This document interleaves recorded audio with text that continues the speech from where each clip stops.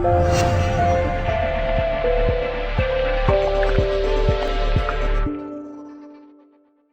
right, welcome back to the Money Pillow Podcast. This is Sean Malarkey, your host, and I'm super stoked to be here today with Josh and Jill Stanton, who is, where are you guys again? Thailand, Chiang Mai, Thailand? Yes. Thailand, yeah. Joining us all the way from Chiang Mai, Thailand. It is beer 30 here and water 30 here. Breakfast 30 over there, yeah. Yeah. So this is actually really cool. Jill and I connected a long time ago on MySpace, and then we moved on to Twitter. I'm just kidding. Yeah. We connected on Twitter and then somehow connected on Facebook. And then just recently, I kind of had a vague idea what you and Josh did, and you posted a blog post recently where I was reading it. And all that I really knew is you guys are like globetrotters. I think for the last 3-4 years, I've seen pictures from probably 5 different continents. And that may be a stretch, but it seems that way. And so when I read this blog post that kind of detailed a little bit or hinted a little bit about what Jill and Josh did, I just thought, man, what a great fit for the podcast. So Jill and Josh have a affiliate marketing business, and we'll explain all what that is here in a minute. But it's probably one of the greatest business models you could dream for, because they actually sell no products, which means they don't have to do any fulfillment, any customer service or anything. All they're really responsible for is getting eyeballs on other people's products, and then they earn revenue when the people they refer to them purchase these products. And I think, if I'm not mistaken, you guys are netting somewhere in the neighborhood of around $10K a month now, and just traveling the world. Is that a fair intro, a fair description? That's a pretty good one, yeah. Pretty much, yeah. Spot on. Spot on. We've been traveling for a while now. The interesting thing is, like, we're earning $10,000 a month now, but we kind of worked our way up to it. The thing is, we were traveling when we're earning $2,000 a month, $3,000 a month. It's kind of interesting because a lot of people have this idea in their mind that to travel and to kind of live overseas, you've got to be earning a lot of money, right? But the fact of the matter is, you can do it off like anywhere from $1,000 to $2,000 a month per person. Right, because a lot of the places that you guys have traveled to, you can live like a king for $2 or $3 grand a month, right? Totally, yeah. Especially Thailand. Yeah. Weren't you telling me, Jill, that you get like $5 massages or something like that? $4. $4, yeah. Hour long or half hour? Yeah, hour. Oh, that's so ridiculous. I think I pay $80 for an hour massage here in Santa Barbara. Josh used to pay like $70 for half an hour. It's just ridiculous. Where the hell was that? Absolutely. In Toronto. What kind of massage was that? Whoa. Hey now. Edit. Not the ones I'm not cutting that out. That's classic. Okay, so, and I agree, Josh. There was somebody we had on recently who's traveling for 18 months. He's on an 18-month long road trip, and he was in a similar situation. Wasn't making a boatload, but doing really well enough to live like a king in all these countries in Central and South America. And is that the dude going to Antarctica? Yeah, that is the dude, Andreas Cambanis. Yeah. And did you listen to that episode? Of course. Awesome. I do my homework. Awesome. All right. So, but no, I totally agree. And let's just rewind and talk about those days. How long have you guys been doing affiliate marketing? I've been doing it for about 6 years now, and Jill kind of just jumped on board almost 2 years ago now. No, not even a year and a half ago. Year and a half, yeah. And you guys are both 32, is that right? I am. Josh is 27. I'm 27. 27. Yeah. You're robbing. Yeah. I didn't even have to say robbing the cradle. Everybody just thought. That's okay. I'm fine with it. You just said yeah. I'm the cougar. Yeah, dude. Oh, that's great. So you were 21, and what got you interested? No, Josh. Oh, I thought you meant when we first started dating. No. Damn it. You're killing me. All right, you were 21, and what got you even interested in affiliate marketing? What were you doing at that time? Were you in school? I think the thing that kind of what happened with me is I went traveling when I was 18. So I finished high school and I went and did like a gap year. And it was basically I was working at a school over in England and just traveling for a year throughout Europe. So I got used to traveling. I got used to kind of having a bit of freedom in my life and being able to do that. And I really liked it. So when I came back from Australia, from the UK, I started studying engineering at university. And it wasn't really something I wanted to do, right? Like I wasn't really that good at maths and science and stuff like that. It was kind of, I thought I should go into that. I thought I should just try and get a good job somewhere and just live that kind of lifestyle. Right. But it was almost every day I was looking for ways to get out of that. I didn't like what I was doing, right? So a friend of mine was doing affiliate marketing, and he was working for this other guy at the time. So he was doing like an internship, and he said, "Hey, why don't you try and do what I do?" And I said, "Well, I'm not really good at computers, so I can't really type." At the time, I was like doing like the finger poking type, you know, right? As you start off with, hunt and peck. Yeah, exactly. And so I'm like, okay, well, I'll try it. And he knew someone. He had some colleagues that he knew who were looking for an intern. So I applied for that internship, got that job, and then just spent a year to year and a half just working for them and learning everything. And then I got out on my own, and then I just was immersed into the world, and here I am now. It wasn't Yarrow Stark, was it? No. No. Do you know Yarrow? Yeah, Yarrow. I remember Yarrow, yeah. Yeah, another It was, awesome.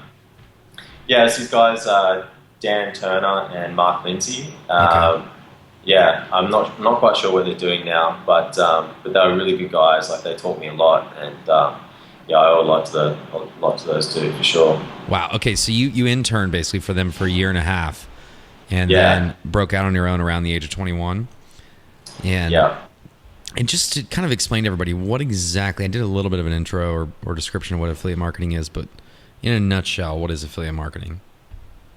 Do you want to explain that? No, you do. I'll explain it, yeah. So it's basically, affiliate marketing is you're acting like a middleman between the merchant and the customer.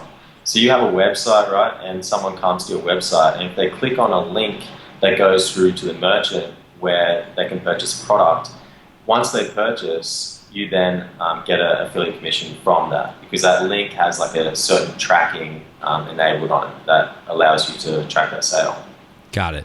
And we see this a lot, or I see it a lot anyway, with people who have really popular blogs or websites, and they'll place links or they'll place ads that are essentially affiliate ads to other people's products that are relevant to the content that they're sharing. And and if I'm not mistaken, though, you guys try and create sites that are considered authority sites within whatever niche you guys are marketing. What kind of niches do you guys, with that said, do you operate in? We currently have one in, our biggest one is in skincare, and then we have a beauty site, a weight loss site, and then we have about 10 other small sites. Okay. Smaller. Is there one that like dominates all the others? Or the is it skincare site. Skincare, okay. How much, just curiosity, how much of your revenue from a percentage standpoint comes from that site? About 60% or so. About 60%, yeah. Wow.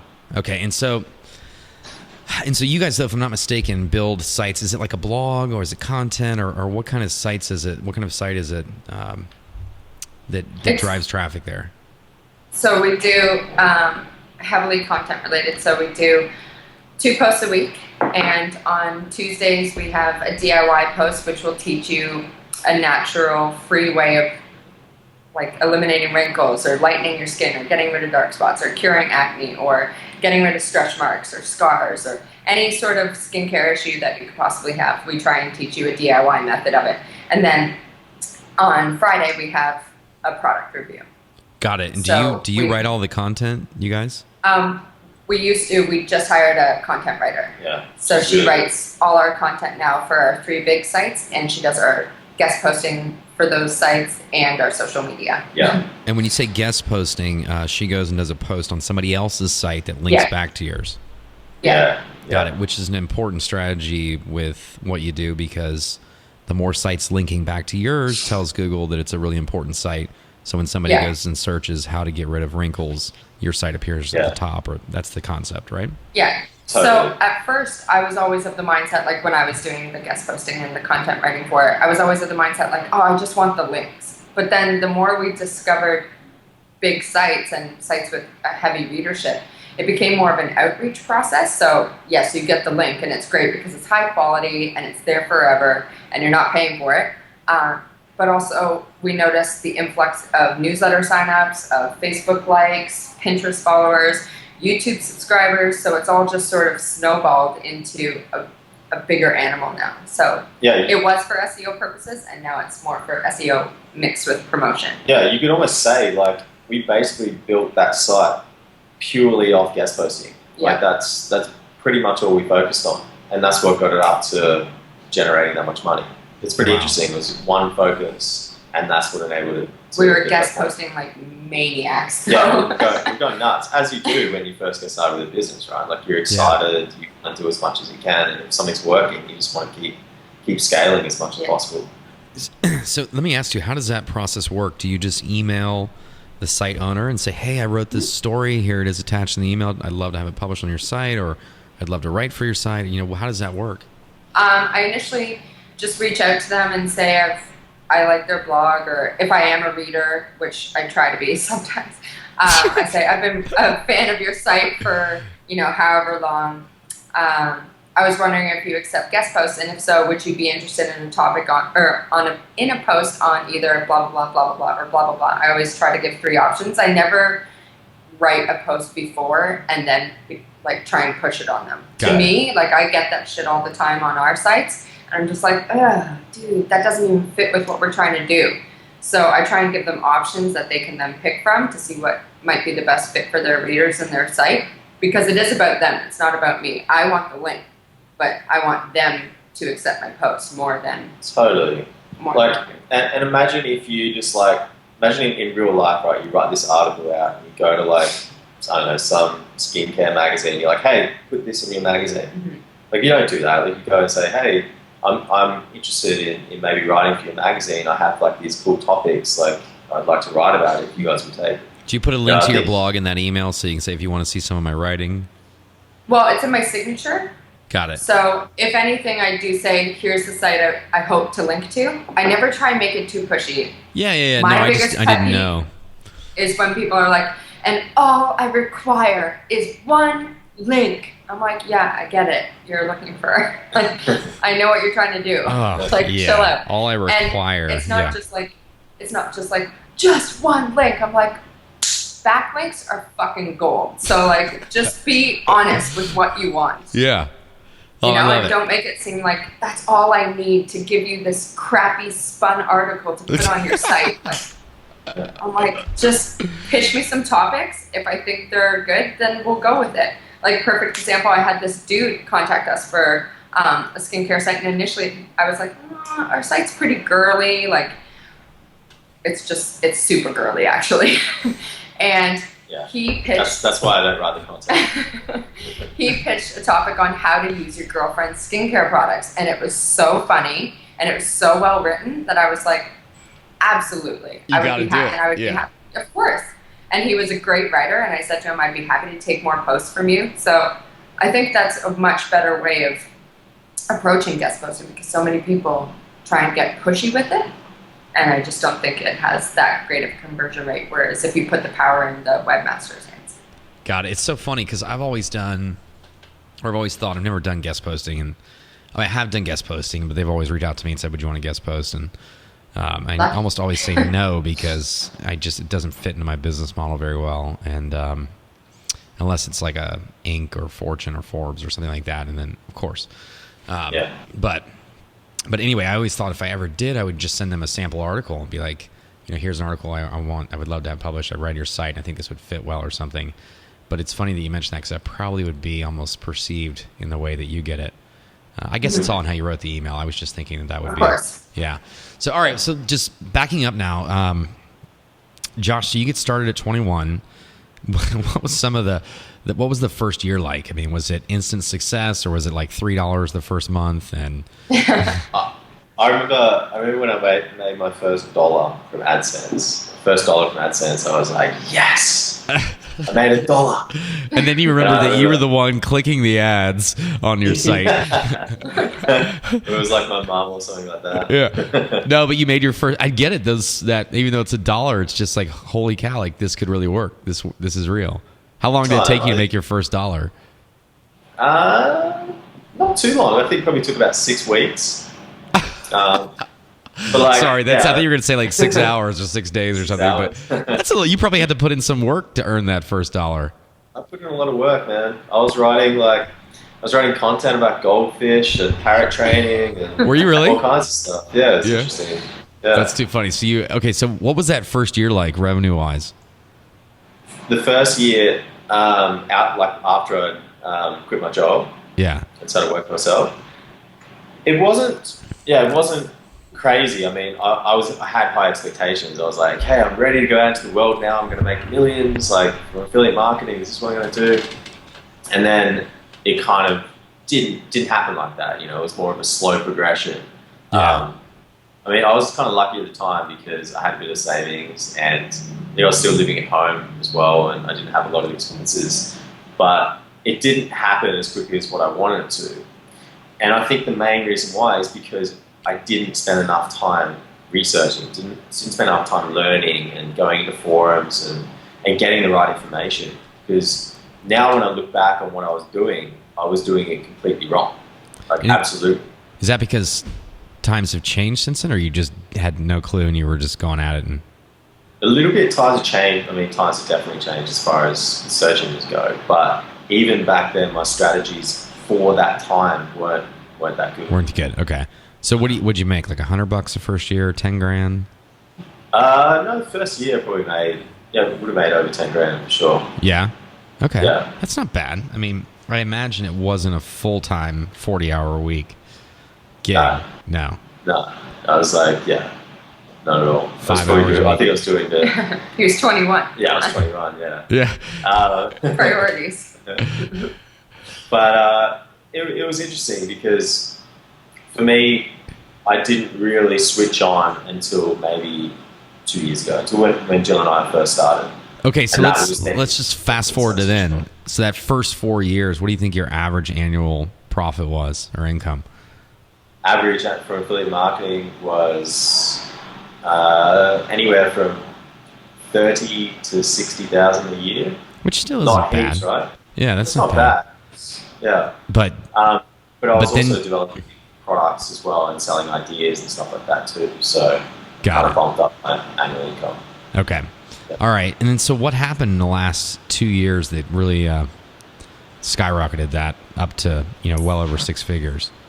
In the last 2 years, we sort of started focusing more on producing quality and focusing on trying to build a readership to our sites and actually generate, large forms of traffic. So when I was doing affiliate marketing before, it was purely about ranking on page 1 of Google for a page and then just driving someone directly from my page straight away to the merchant and then making a sale run. So okay. I wasn't having to focus on producing high quality sites and keeping people on my site and then hopefully getting them to sign up to the newsletter and to a bunch of other stuff. It was purely like just direct marketing. Just one hit wonder. Land on me and go. Yeah.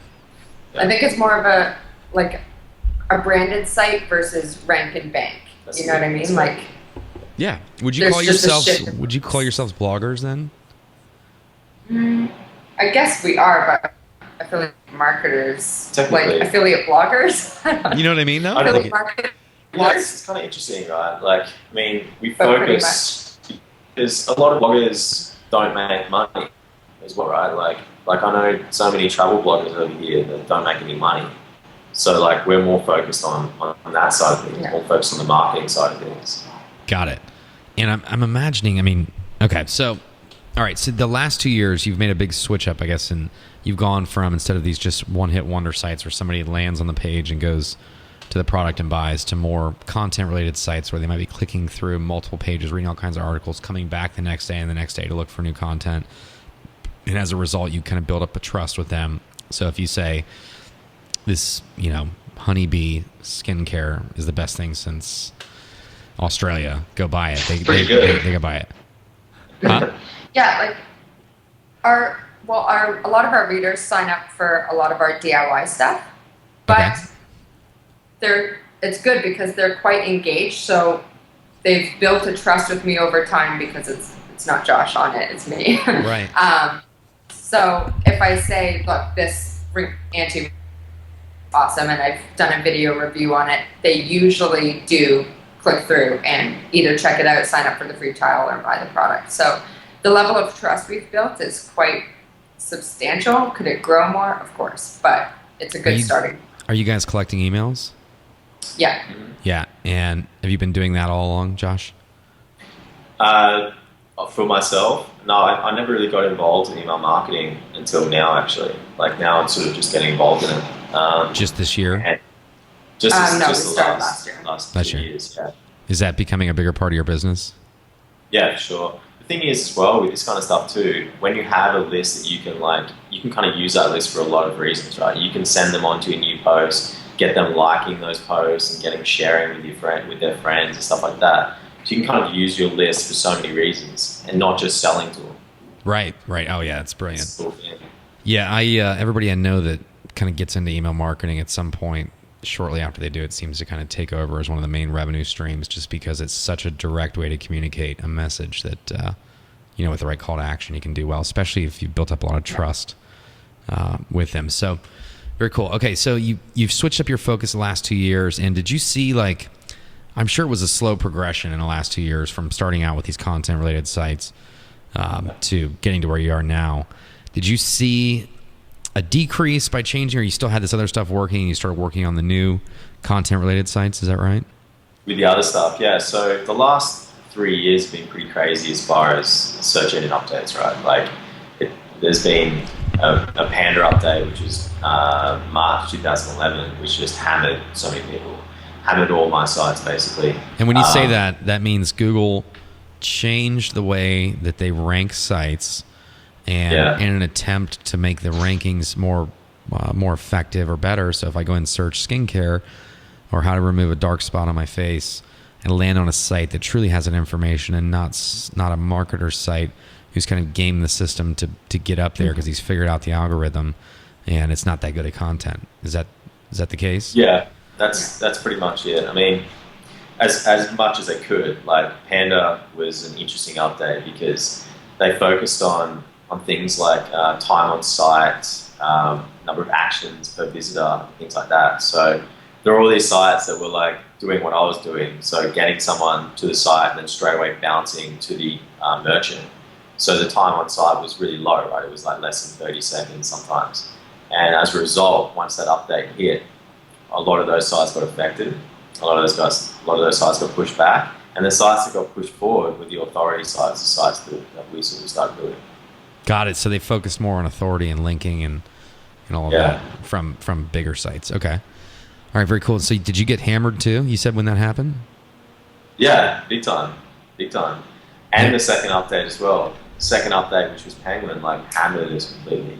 And what does that mean? You went from 10 grand a month to 2? Yeah. Or worse? Like I would have lost at least 70% of the income for sure. And then it's a race to get it back up, or how does that work?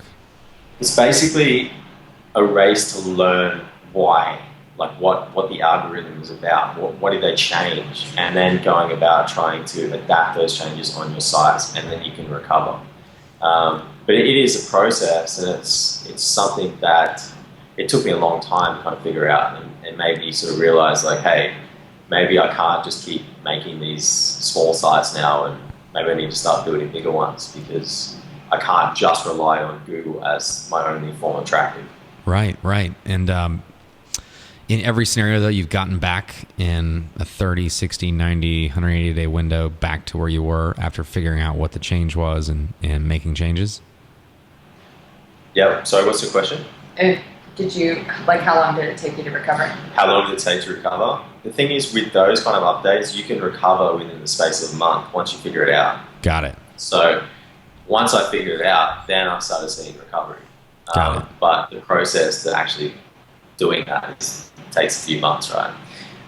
Got it. And So no one really knows as well, right? Like you have to wait until someone else figures it out and then copy what they've done. Got it.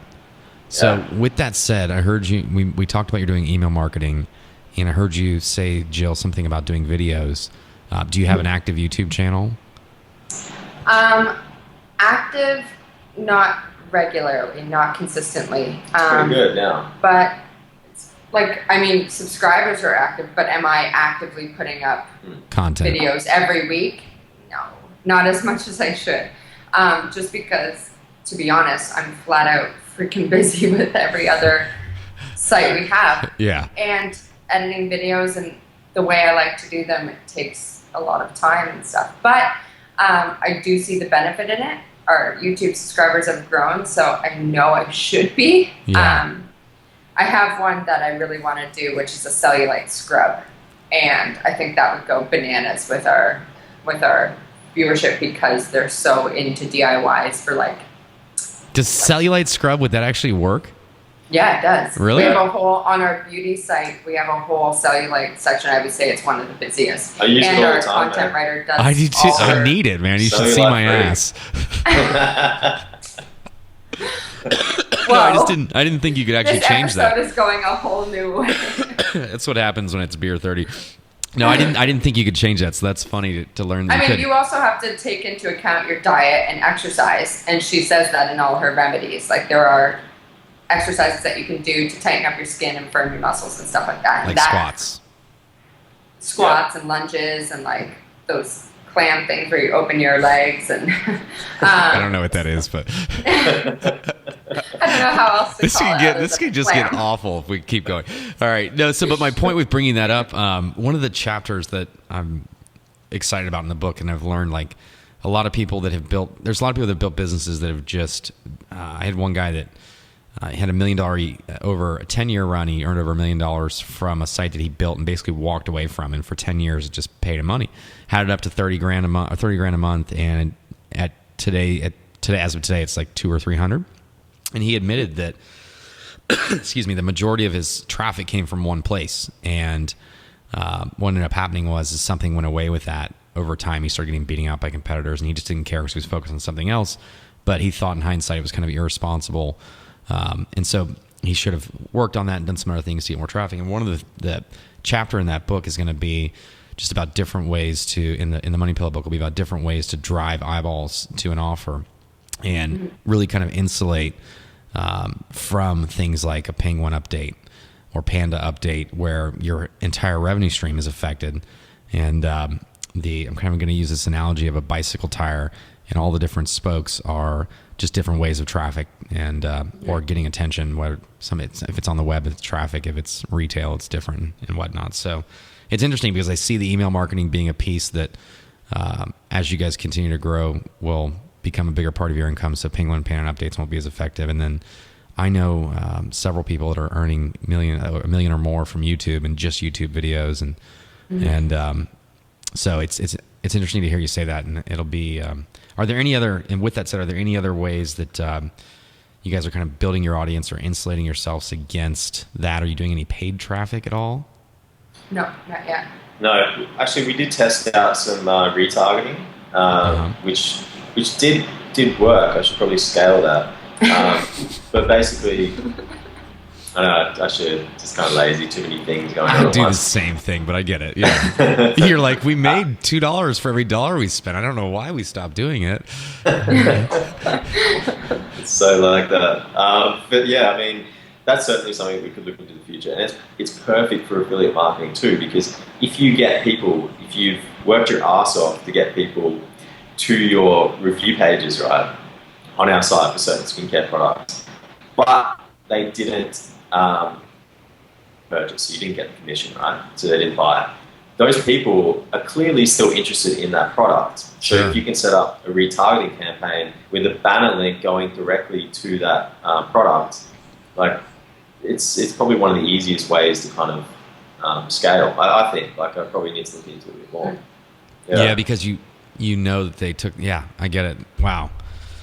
Yeah, you know what's funny? We signed up for retargeting and we're getting billed $500 a month for about 9 months before I decided, since we're not using it, we should probably cancel this subscription for now on. So I've got $4,500 worth of credits with retargeter.com that I need to do the same thing. It's just one of those things, you get the idea and then for some reason you get distracted by, for me, it was just surfing and doing other things instead of working. So, What a life. yeah, it's back to hustle mode, and hopefully get back within a month or two back to chilling, and hopefully leveled up. But okay, so back to you guys.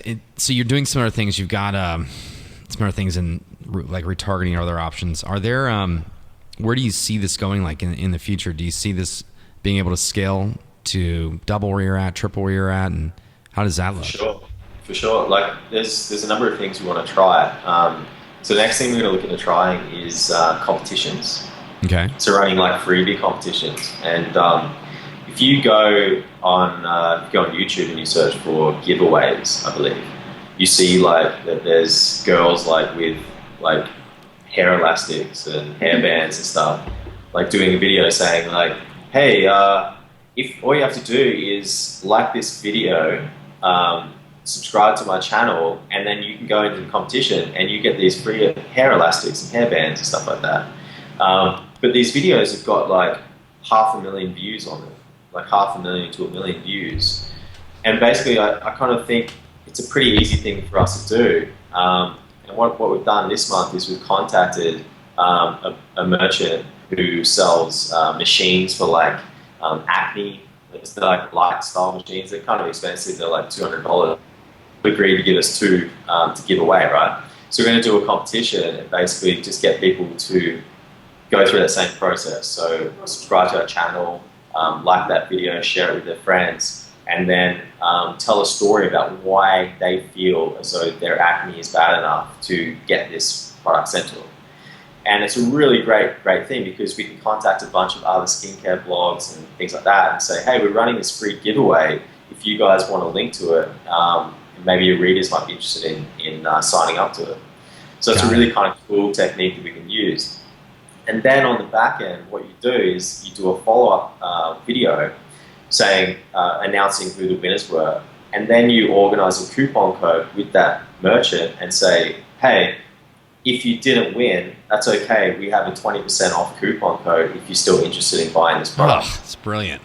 Yeah. I love it because there's going to be so many people that are invested into it and they may be deflated, but okay, here's an opportunity to get it. I really wanted it. And you've almost psychologically tricked them into really wanting it further by not trick them, but you know what I mean. You've already planted in their mind that they might win it, and that's why they're doing it, and they might own it. And so that's pretty amazing. Another thing I've seen recently, I have a friend that I'm potentially going to be partnering with to publish something who's in the green smoothie space, and she does 30-day green smoothie challenges. And so it's like a new smoothie a day. And sign up here and you'll get these delivered to your email at 6 a.m. every morning or something. And oh my God, they've gotten 130,000 email subscribers this year from that alone. Yeah, because it gets just spread so viral because everybody wants to say, oh, I'm healthy. Here's this green smoothie thing I'm doing. And she has like 50% open rates on her emails and can drive 25 to 40,000 clicks per email. Wow. Yeah, I mean, and then she told me she's only making... Does she already have an established site? Barely. Or this is barely. a new thing? It's pretty much new. And she's got it now. She's getting over 100,000 uniques to her site now. But this is all like less than a year old and they're making 10 grand a month. I'm like, yeah, I think there's a lot of opportunity here. So are they selling a book or they're promoting juicers or a $7 book and a $15 book. And the only way they ever sell it is like the 6th call to action buried deep in the email with a bunch of other stuff or in the PS. And I'm like, wow, all right. I think you guys have a lot of potential. And the big thing for them is I think they can create they've got a captive audience and can create higher priced products and blah, blah. But anyway, so I don't want to talk about that too much. But I just thought that was kind of interesting, a concept that is similar to what you're talking about, but different. So if there's maybe some ways you could apply it towards what you're doing. Because we juice every morning, so I've been saying to Josh, because we have a weight loss site, maybe we should get into reviewing juicers or blenders or talking about smoothies and doing this whole thing. So we have our content writer writing a thing about like 10 tweaks, 10 weeks, 10 pounds, and it's 10 different things you can do in 10 weeks to lose 10 pounds, and juicing is a huge part of it. So I personally think juicing would be a ridiculous niche to get into, even for a mini site maybe.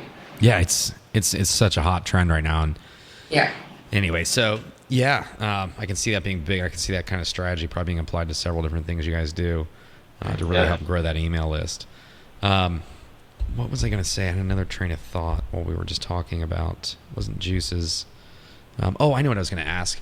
On the products that you sell, have you ever considered manufacturing those yourselves and selling your own? So we've been sort of going back and forth. Should we start to develop our own skincare products? because we have the readership, we have the blog, the newsletter list, and we've tried so many damn products. Yeah, your guys' skin looks great. Thank you. Oh, you mean Josh? Yeah.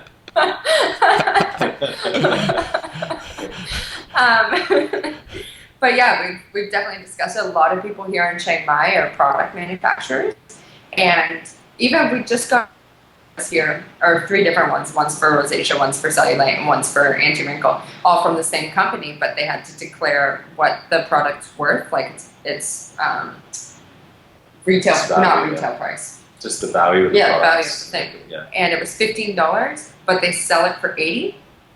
I think we had mentioned that to you. So the margins are just ridiculous what you can make, especially if you could get them manufactured here, and it's even cheaper. Like we were talking to the dude who owns a brain supplement here, and his margins are ridiculous. Like 95% or something, right? It's just insane. I spoke to, his name's Ian Porters. He was saying that there's a friend of his selling skincare products in an e-commerce store, and his products are like 12 cents a unit or something like that. Like, and they sell for like 1,000, and they sell for like $30 or something like that. And they cost him 12 cents. Yeah. That's crazy margins. Yeah, I mean, that's non-existent in cost. So yeah, I was thinking I've had a lot of friends that have done in the fitness space and supplements, and they've sold hundreds of thousands of dollars of somebody else's product, and then said, wait a minute, I could be earning double or more what I'm earning now by developing my own line. And what ended up happening was their own audience started coming to them and saying, when are you going to come out with a line? When are you guys are experts, when are you going to come out with a line? And that was kind of the kick in the butt for them. They're like, maybe we should come out with a line then. Exactly, right? Yeah. Well, and it's that industry, the amount of money people will pay, myself included. I was walking through this outdoor plaza, and this lady's like, come here. And she started putting cream on my face. The next thing I know, I was pulling out $400 to buy my wife like 3 bottles of skincare that have gold and some other, ancient secrets, Chinese herbal things that I've somehow got suckered into paying $400, and yeah. I'll give you our website. We have all sorts of products for you. Do you? Okay, I was going to ask, can we mention some of the websites that you guys do, or do you not want to do that? Prefer not to. Okay. And the reason why is because somebody watching this could be interested in competing with you, and you don't want them to go to your site and just reverse engineer what you've built and start beating you at your own game. Well, we've had already happened. Yeah, we've had a girl completely just take all our reviews, not even rewrite them really, use all our pictures, like outrank us, which was so what do you do then? That was salt in the wounds for sure. Do you go to Fiverr and just order thousands upon thousands of backlinks to her site? And we should have. No, we just emailed her saying like, wait, chill out. We know that these are our reviews. Like, don't be an asshole. Yeah. Write your own shit. Like, target the same products if you want, but don't take our work that we've been busting our ass over. Yeah. Use it. Our products get pirated. What happens now for us is people are taking our products, uploading them to hundreds of sites to be downloaded, and then contacting us and saying, here's a list of 20 sites here are, and I found them on several hundred other sites. Pay me $500 and I'll get them all down. And I'm just like, you know what? Just do your thing. Do your thing. If somebody doesn't want to pay for my product, at a minimum, hopefully it helps them. And chances are anybody that's on any of these sites isn't going to buy them. So we quit. We used to send 5 DMCA notices a day to these, and I'm just like, it's not even worth our time. We're probably not saving any money because I don't think anybody who would go and steal would actually pay. So exactly. You're always going to have people who are going to rip off your stuff and pirate it and put it onto all the free sites. So I think that's just part of what you sign up for when you work on money. Right. Exactly. So, okay. So the future for you guys, what's the idea? What do you think? Are you going to continue to grow it, build out new niches, focus on what you've got and build your audience, or? Yeah, we want to keep building more sites. Like, we have goals to reach, multiple hundreds of sites. And we want to eventually make our main focus our Screw the 9 to 5 site, where we teach people how to do this. We're starting up a web show called Screw Cues, where people can ask us questions about affiliate marketing or outsourcing or anything they could possibly think of, and we'll answer their questions on the show. eventually maybe do retreats or sort of baby step into video training. Options are endless. The thing is, like, we said to ourselves, we want to make our main focus will be our affiliate marketing business. So we want to keep growing, as we want to keep delving into new industries whenever we can. The hard part is kind of where we're at right now. The hard part is scaling, right? So it requires a lot to run one of these big sites, right? Like, you need to hire a full-time writer to write basically all the time. Right. So I've just started developing procedures and systems and stuff to alleviate a lot of the time kind of spent in between, like contacting other sites to get guest posts on and stuff like that. And just going on Odesk and hiring someone just to take over all these really small tasks and pay them. You get people for anywhere from $3 to $5 an hour on Odesk. And that's odesk.com. Odesk.com, yeah. And it's just like a really good way of leveraging your time so you can scale, you can grow and start new sites. And I think the key to that is really having some good systems in place, because if you're just trying to describe to that person, oh, okay, I want you to like go onto this tool and use it this way, there can be so much lost in translation there. Whereas one thing that Josh is adamant about that we've started implementing is to break down each and every step in each task that we do for our business, so that we can give our outsourcers, okay, you're in charge of procedures 1, 3, 7, and 11. And they have step-by-step. Oh, and it's that simple after you do it. Yeah, and they just sort of plug it all in, you know? So it's brilliant. Mindless, and there's no real huge learning curve. Yeah. For writers, it's a bit different. Like, we have procedures for that, but everyone's going to have their own flair, and maybe we'll have to tweak it here and there. But for stuff like, you know, tracking, ranking, or like keyword research, and lots of SEO tasks can be outsourced. Like, there's a ton of them can be outsourced. Yeah. And like Dan from Dynamite Circle we were talking about before. He what was the quote he said? He said, "If it's making you money, you shouldn't be doing it." So, I love it. I love it. It's like it's a good. So we sort of took that and plugged it into our business and started just handing off tasks that could sort of ease up the workload on us, so we're not working 12, 14-hour days anymore. You know, they're 7 or 8. Yeah, speaking of that, I mean, is that a typical day for you guys, 7 or 8 hours work? 7 or 8, yeah. About 8 hours. Eventually, we'd obviously like to get that down and have our affiliate marketing business completely handed off and just focus on screw the 9 to 5. But that'll come. So. It'll get there. Yeah. I mean, it's only been 18 months, so. Have you always been working 7 to 8 hours, or was it a lot more 6 months ago, a year ago? Yeah. Well, here and there, when we first started, we were working as long as we possibly, until our eyes were bleeding.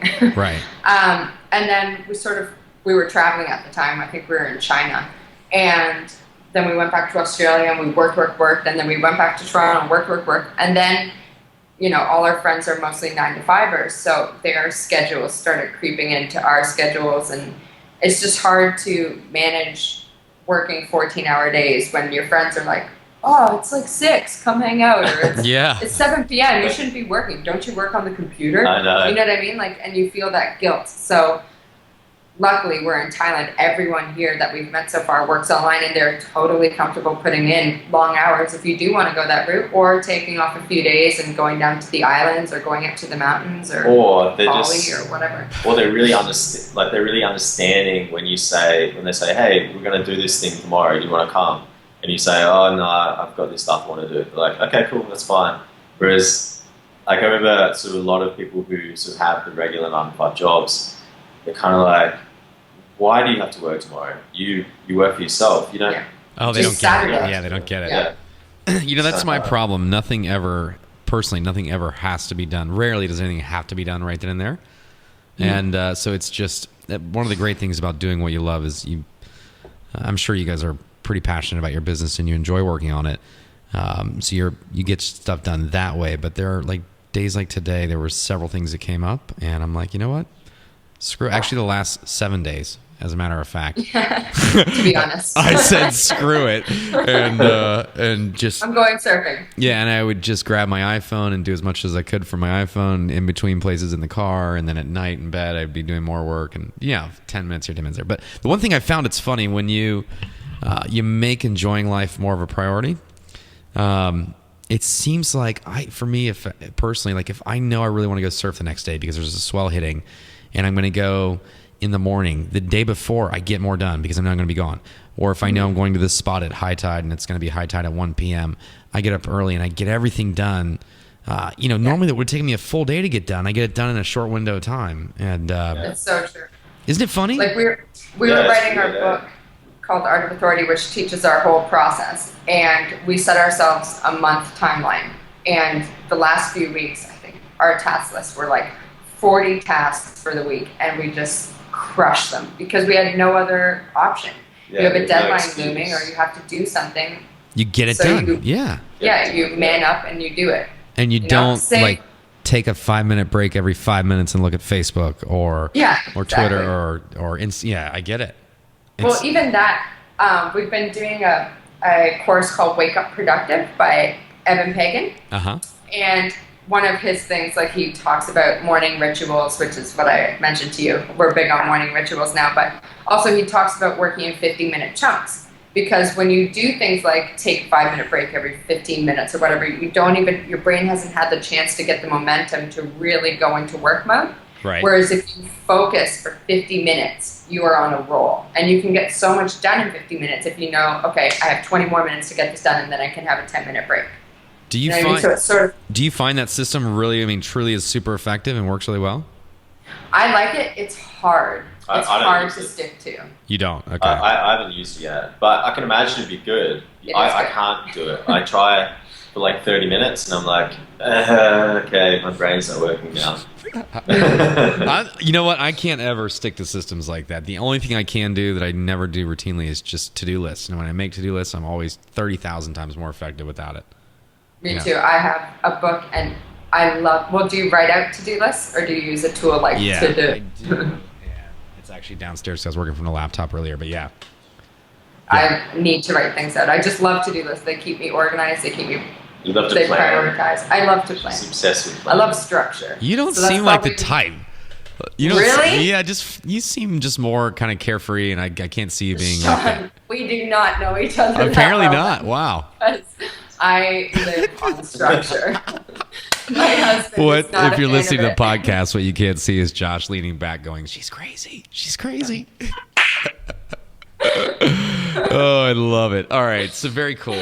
Oh, that's funny. Yeah, there's some real power in writing down goals and tasks. I don't know what it is about the pen to the paper, but for me, when I do it, you just lock it in. Yeah, I don't. And it's almost like, somebody told me, it's like driving in a car without directions and trying to get to a place you've never been.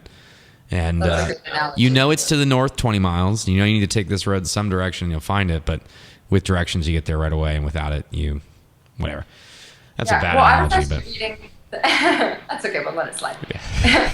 I was reading. I can't remember what it was, but it was some study on goal setting, and they were saying people who set goals are like 60% more efficient at achieving them, and people who write them down is something like 200% more effective, or more. The results are that much greater. Yeah, they achieve them 200% more of the time, or whatever it is. But writing them down so that they are there, you are holding yourself accountable, and you've taken action. Yeah, there's something to be said just for that simple act. I used to type them, and I wasn't as effective when I typed. I type so much that sometimes I'm just mindlessly writing because I have so many posts to write that when I actually take the time to sit down and write something out, it just becomes a bit more real. Yeah, I get it. There's a ton of power in that. So what's your guys, you have a little ritual you do. What's your day like now? It's good now. I think we've kind of stumbled upon a pretty good day. So it's basically wake up at 7:30, and then go do a workout. Actually, first thing we do is we drink a bunch of water, drink half a liter of water. And then we'll go do a workout for half an hour, come back, then juice, and then just come down to our office where we are right now. It's like a co-workspace here in Chiang Mai called Pun Space. And how much does it cost to lease that space now? Or a month? What do you guys pay a month there? So cheap. It's $100 a month. Okay. Super cheap, yeah. And you guys have great Wi-Fi. The reception is from being where you guys are in the world, and a lot of the other areas I've done there. It's awful. So okay, cool. So you go there, $100 a month. Wow. Go here. We eat out every meal basically as well. So lunch will come, then we'll just go to some restaurant, eat some pad thai or something like that. That's so not true. We go to like vegetarian buffets and like salad bars. Like pad thai makes it sound so unhealthy. You're being such a shit, but because everyone here just loves to hack their health. Yeah. So there's vegan restaurants and vegetarian restaurants and salad bars and whole chicken restaurants. Oh my God. This guy is so obsessed with this whole chicken restaurant. Him and 3 other dudes here, I can't even handle it. Every day they're like, SB chicken, SB chicken. You can literally get a whole chicken for like 140 baht, which is like $4 or something like that. Wow. And they each go and eat a whole freaking chicken. Like 3 pounds or 5 pounds. Yeah. Oh, it's like an actual size of a chicken, not a hormone-induced crazy steroid chicken like that one from the U.S. Yeah. But they are so obsessed, and I have to go and just sit there and eat like quarter chicken, being like, oh my God, these fucking boys. So you guys, you go eat though, and like what? Come back, work for a couple more hours, and then come back, work a few more hours, and then I typically go to yoga, and then we go home and make dinner. Yeah. And how long are you going to be in? Where are you again? Chiang Mai. Mm-hmm. We'll be here until probably next March or April. Yeah. And it's just kind of loose. You're like, all right, March, April. At some point, we're going to get bored. Yeah. I think we might go to Bali for a month because our visa will run out. Well, and then we want to go home, and we have a wedding to go to, and then we want to go to WDS and Colorado and California, and then we want to go to Argentina and Chile and Greece and who the hell knows. So the thing is, like, there's this growing community of lifestyle business owners, right, who are just like going to places with big groups of people and living in those towns or cities and getting together and going to the co-work space and kind of like following each other around the world. Yeah. There's one in Ho Chi Minh City. Heaps of people there, in Bali as well. There's a bunch across Southeast Asia, but there's like a growing movement heading towards South America now as well. So maybe that might be the next spot we go to. That's great. Well, if you guys go to Argentina, my wife's from there, and we've got a little spot in this cool little beach surf town. So you've got a spot here and you got a spot there. Just remember when you're going to go. And win and win. Yeah. And let me know. It's I love it. I mean, it seems like you guys just have an amazing lifestyle. You work for yourselves, which really gives you ultimate freedom. You're earning great money, living in cool places, and it just sounds really cool. I mean, a lot of people listening to this probably hate their lives, hate their jobs, and really envy you. So I think it's impressive what you guys have built, and it'll be really neat to kind of see where you take it from here, because with the direction that you've made with in the last couple of years, of the shift that you've made with creating more content based and I don't want to say real, but more real sites where you're building an audience, it can really, in my opinion, you can really expand way beyond where you were doing before, and that's why you're doing it. So it'll be interesting to see. It'll be fun to follow your journey. Thank you so much. And I think for everyone who is maybe sitting there listening or watching and hating their lives, I think it's so important to remember that it's so incredibly possible for anybody. Even if you keep your job and you just make money on the side with this until you can replace your income, do I think that you should all of a sudden quit your job with no plan and be like, I'm going to be an affiliate marketer? No. Yeah. It's an emotional roller coaster. You're at the mercy of Google. You have to find products, and it's an up and down road. It might be stressful to somebody who's like, okay, I'm just going to quit and do this. But if you could, work on your lunch hour or before work or after work or on your weekends and just carve out the time to write reviews, find products, sort of baby step your way into financial freedom and start to replace your income. Even if you are digging your life and you only want to make 1,000 or 2,000 extra a month, that is completely possible and a very viable way of doing it is affiliate marketing. Speaking of that, are there any resources you guys would, if somebody wants to learn more about affiliate marketing, any websites or products that you would recommend they check out? Screwthe9to5.com. Yeah, is that what it's all about? Well, we focus all on affiliate marketing. It's what we know. It's what we love. That's what we do. So there are, I would suggest going and signing up to a forum somewhere. Just getting involved in the forum and just start talking to people. Are there any Like forums that you'd recommend or that you participate or hang out in? I sort of started in the Warrior Forum. Okay. It's a little bit different now. Like in the Warrior Forum, like they try and sell you a lot of stuff there. So just try and stay away from that. But you can learn so much. Like literally go into the Warrior Forum and read every day. Just read like the first 10 threads, and like over the course of a month, you've read so much information, taken so much in. You might be ready to start a site and start going. So also, I think like we wrote a whole book on our entire process that's free for anybody. You don't have to sign up to get it. It's opt-in free. It's called The Art of Affiliate.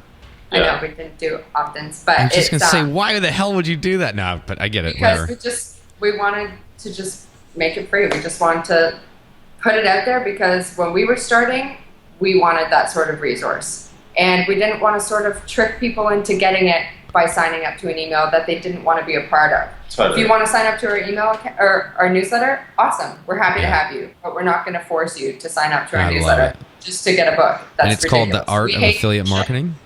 No, The Art of Authority. The Art of Authority. Where do they get that? On our website. On Screw the 9 to 5. Yeah, on screwthe9to5.com. There's a download link in the sidebar. They can just click that and download it. Yeah. And Awesome. also I think like a site, I know it's so typical to mention this, but Pat Flynn's site would be an excellent resource for people wanting to get involved in affiliate marketing. This is true. Pat Flynn's, and it's patflynn.com. Or no, what is it? It's smartpassiveincome.com. Smart Passive Income, yeah. But ours is better. So. What's that? But go with ours first. But go with ours first, obviously. Smartpassiveincome.com. He has enough readers. He doesn't need any more. Yeah. Yeah, screw Pat. Yeah, he's doing really well. Pat is not a good friend, but we have a lot of close friends, and we've met and hung out a few times, and stoked to kind of see his success. He seems like every year he's growing by 30, 40, 50% in revenues. And Ridiculous. yeah, he does really well. So, all right, real quick, 2 questions. Number 1, what do you think the biggest key to your guys' success is? Well, we're lucky that we have each other, so we can sort of bounce my emotions That's off Josh. He's pretty much the stable one out of us. I get emotional. I have feelings too. I'm a sensitive guy. No, He's but Australian. working. No, So he's you not. guys obviously love working together and having each other. You think is a big part of the success? 100%. Definitely. 100%. I think as well, like if you can get a partner that kind of has something that you don't have. For example, Jill's like amazing at video and writing content. She's got like a bubbly personality, right? So her content, with the content it's true. The content she produces is like perfect for that type of audience that we've gone into with skincare and beauty and stuff like that. And I sort of do more of the technical stuff. She doesn't want to think about that, but I love thinking about that kind of stuff. So if you can find someone who you want to work with, who has some of those traits that you don't have or you don't like, then it'd be perfect. And I think it's important to remember, in order to sort of step into this lifestyle, you really, really have to get comfortable with the uncomfortable. Like, you have to be comfortable with the fact that, you know, some months your sales are going to be down. Some months you're going to be slapped by Google. Some months you're going to be lost in the shuffle of an update. Some months your affiliate programs are going to go down, or your merchants are going to go offline, or your readers aren't going to click your links, or they're not going to open your newsletters. It's an emotional roller coaster, and it's challenging. But the reality is, I would imagine that anybody working a 9 to 5 probably always faces being fired, always faces being demoted, the company going out of business, coworkers struggle, drama. You know, it's the grass is always greener, but you guys have a lot more control of your own future working for yourselves than somebody. And really, I would think the fears and worries are real similar for most people as far as the way they could impact your lives. Of course, and I think actually it's crazy to think, but working a 9 to 5 is no longer as safe as it used to be. Oh, it's not. It's not a safe option. The safest option is counting on yourself. Oh, couldn't agree more. If you can get comfortable with the uncomfortable and embrace it and just see it for what it is, you know, you'll be able to stand the test of time and make it a financially free lifestyle for yourself. I think this was a Seth Godin quote I read. Said, instead of choosing a company, choose yourself. It's like why don't you choose yourself to make your own money? Like, why not? It's like, why can't you do it? I love it. Yeah, he's such a profound guy. His blog posts are like 3 words, and they always sink in, and he gets millions of readers. Are you? I know. Okay, the question number 2: best book, business, or even personal you guys have read in the last year or 2. Do you guys read at all? Yeah, I like to read. Yeah, I enjoy a good book. probably for me, I read Abundance. It was like one of my favorite books in the last year. Abundance by Peter Diamandis. And it talks about the idea that we don't live in a scarce world anymore. We live in an abundant world, and it really kind of changed my views towards like making more money, making lots of money. I mean, I grew up in a family that didn't have a lot of money, right? So I kind of had that sort of instilled in me. But this kind of like changed my mindset towards it now. And it made me realize that, hey, there is a lot of money to be made now. I can make a lot of money if I want to. And it really kind of opened up my eyes a lot. It's called Abundance. Awesome book. Who's the author of it? Peter Diamandis. He's the guy who started the X Prize. Okay. The space deal. Yeah. Awesome book. And I would have to say mine easily would be Richard Branson's Losing My Virginity. One of my favorite books of all time. I do love it. But I'm also reading Steve Jobs' biography right now. And what I loved about Losing My Virginity was it's all about taking chances and following your intuition and being fearless and, creating this crazy business for yourself and, facing all the ups and downs. But what I love about Steve Jobs' biography is it's all about the details and creating something beautiful and keeping the customer in mind. And plus, he sounds like he may have been a total dick to work for. Yeah. I don't know if you heard me a minute ago. I don't know if my mic cut out or not, but that Losing My Virginity is one of my top 3 as well. Yeah. And Steve Jobs is one as well. So that's funny you said that, Jill. Did you feel, you and me? I feel you, bro. Did you feel like, I know when I finished Losing My Virginity, I was like, I am a loser. I need to get my ass in gear. This guy has worked his ass off and accomplished so much. It made me feel such like a tiny little speck on the dot of the business where I need to like really motivate me. And not in a bad way. I mean, I was just like fired up to get out and kick some ass. And then same thing with Steve Jobs' book. I bought that book and it was like, I don't know, 3 inches thick. Huge. Yeah. And I was like, there's no way, but I'm just dying to know more. And like 3 hours later, I was like, I can't believe I read 600 pages, in one setting. It's so good. I literally think I started at 11 o'clock at night and read till 6 a.m. or 5 a.m. the first time I picked it up. Wow. Yeah, I was going to read for 20 minutes and go to bed. And not so much. No. Well, thank you for those recommendations. I'm definitely going to pick up that Abundance book because I've not read it. And I've heard several different people mention it.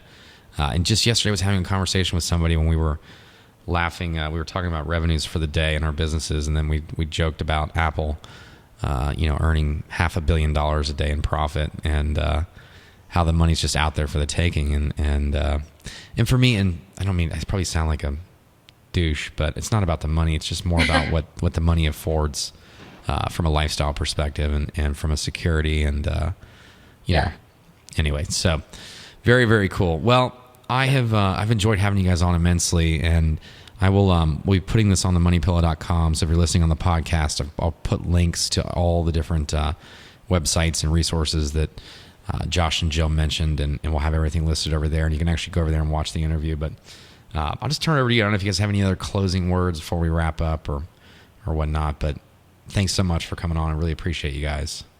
Thank you so much. Yeah, I'm so happy we finally put a face to an avatar. I know, right? It's only been 3 years. That's, I love it. It's the beauty of the new world. I mean, social media It's can so connect true. us. Yeah, you guys are 14 hours apart, 14 hours time zone difference than me, and a world apart. And here we are in our little Skype world. So huge thanks And again to you hopefully guys. we'll meet in real life, in IRL. In IRL, yeah, we will next year at some point. You guys are coming. You guys are coming to California, and you're come and hang out. So awesome. Sure.